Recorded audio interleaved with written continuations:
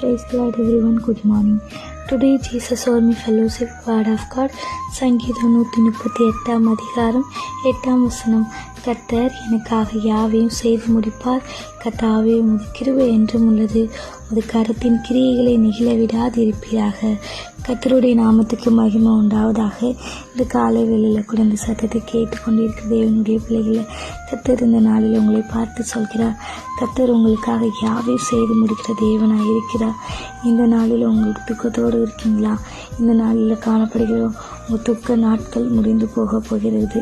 இந்த நாளில் உங்களுக்கு விரோதமாக போராடுகிறீர்களா? கர்த்தர் உங்களுக்காக யுத்தம் பண்ணுவார். நீங்கள் விசுவாசத்தோடு காத்து கொண்டு இருங்க.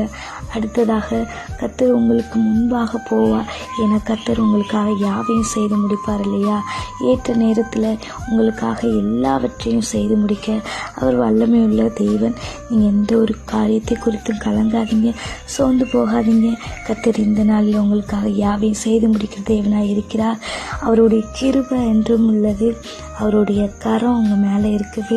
நீங்கள் எந்த காரியத்துக்கும் சோர்ந்து போகாமல் கர்த்தர் மேலே பாரத்தை இறக்கி வைங்க.